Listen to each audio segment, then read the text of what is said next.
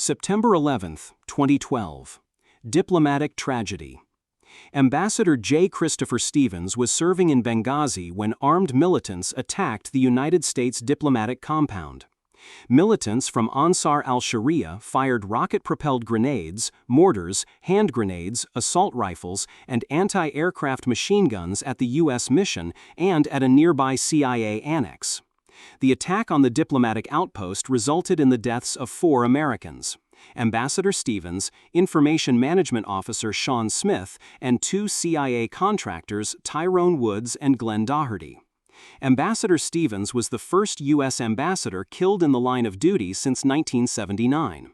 The assailants launched their assault at approximately 9:40 p.m. local time at the diplomatic compound. The attack then expanded to include a CIA annex around 4 a.m. The assault was coordinated in both time and location.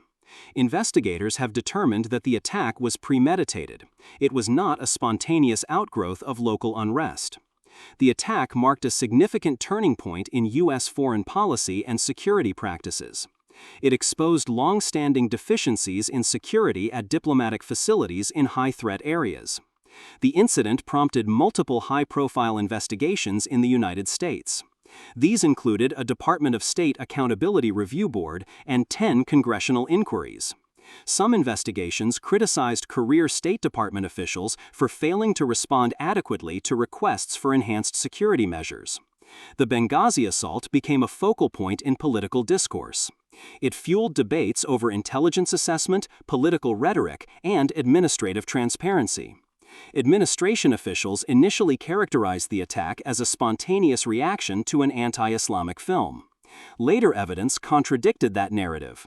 Congressional leaders accused senior officials of misleading the public, especially during the 2012 U.S. presidential campaign. Multiple investigations found no evidence that senior officials intentionally misled Congress or the public.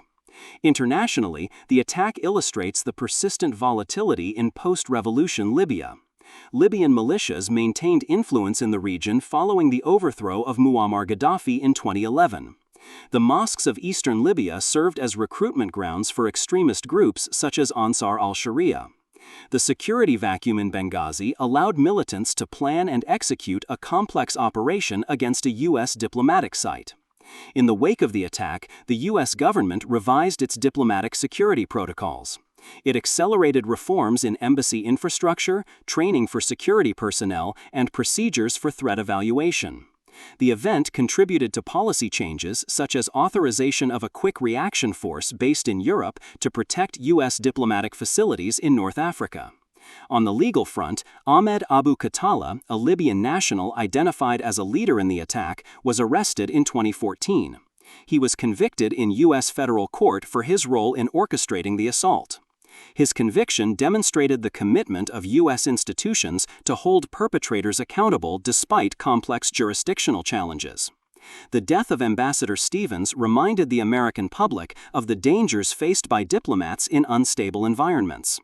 The event sparked broad discussions on national response to terrorism, State Department capabilities, and the balance between global engagement and security. Over time, the attack has earned its place as a case study in diplomacy under fire and the limits of protection abroad. For enthusiasts of historical ephemera, visit history-collectors.com to find collectibles that might complement your collection. You can own a piece of history.